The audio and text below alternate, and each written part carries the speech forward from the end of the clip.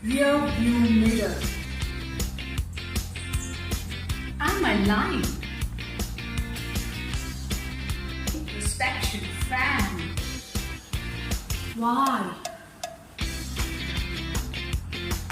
What? Unicorns.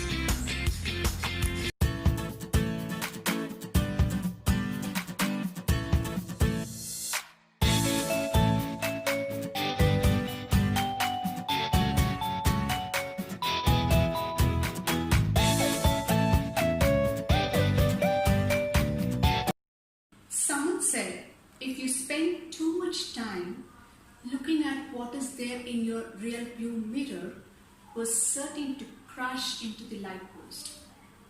I'm going to talk about increasing self-awareness with one simple fix.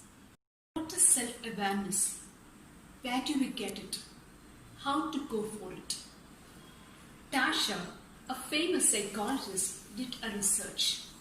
She and her team surveyed quantitatively 1,000 people and did 500 odd scientific studies and conducted 1,000 odd in-depth interview with those people who showed dramatic improvement in self-awareness, and they called them as self-awareness unicorns. What the self-awareness unicorns thought the researchers will create a groundbreaking revolution how all of us can find genuine self-awarenesses. What is self-awareness? Let's talk about it. It is the ability to understand clearly who we are, how others see us, and how do we fit in this world. Researchers said self-awareness will give us power. Self-aware people are more creative and they are very confident and are good communicators. They are productive in their workplace and get promoted. They are effective leaders and proactive thinkers. In the world of self-awareness, there are two types of people. The first one who think they are self-aware, and the second who actually are. Yes, it is true. Researchers says 80% of the people think they are self-aware and only 20% are actually self-aware. What does it mean? 80% of us think we are self-aware, but we are actually not. We are lying to ourselves. So could you imagine the challenge in differing what truly self-awareness is?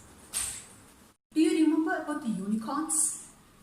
Tasha and her team found 50 unicorns. They are entrepreneurs, professionals, teachers, parents, and homemakers. They didn't find any pattern of status, age, or any demographic characteristics. These unicorns help researchers to discover a surprising truth. And it is about the approach we are using to examine our motives, our thoughts, feelings, introspection. We are probably doing completely wrong. The team have set of data to say this. The study says looking at the relation between the introspection with happiness, job satisfaction, feelings, naturally people who are introspective would be better off. Is that true? The data says a different story. People who are introspective are more depressed and disappointed. They are less satisfied with their job and relationship. They could not handle their life. The consequences increased when they are more introspective. Self-analysis will trap us in mental health of our own making. You die-hard fan of introspection might be thinking, sure, introspection may be depressive, but it is worth because of the insight it produces. You're completely right.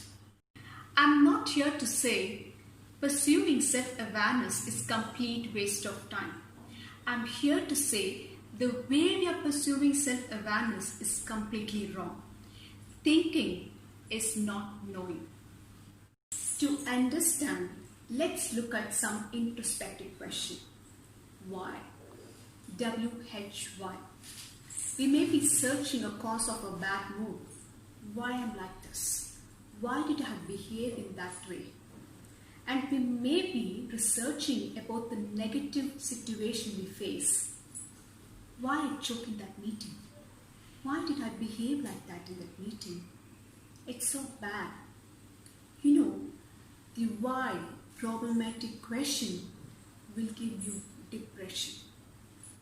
If we ask why the problematic question, unfortunately, it will never lead us to truth. It will take us away from the truth. There are many reasons we should not ask why. I'll give you one. Researchers said, no matter how hard you hit, you cannot excavate unconscious mind feelings, motives, and thoughts. There's so much hidden inside. We may probably invent an answer, but it will not be true. This why question will make us depressive and overconfident, but it will never lead us to truth. I'm not here to say you should not think about yourself. I'm here to say you should think little differently. If you should not ask why, then what should we ask? The researchers looked at the unicorns, how they look at introspection, and they found out the answer. Unicorns replaced why with what. I'll give you some example. Mr. Nathan, a brand manager, had a terrible meeting with his boss. Instead of asking why we are like water and oil, he asked what I should do to make her feel that I'm the right person for the job. You know what happened? Things have changed completely, and he was successful then. I'll give you one more example. Who said an entertainment industry bachelor hated his job. Instead of asking why I feel so terrible, as most of us do, he asked, what is the situation which is making me feel terrible? And what do they have in common? He found out the answer. You know what happened? He changed his job and he became a successful wealth manager. Unicorns asked what instead of why. The why question will trap us in rear view mirror, and what question will drive us forward. The unicorns had nothing in common except the belief and the importance of self-awareness and the daily commitment to develop it. We all can be a unicorns. Let's try for it.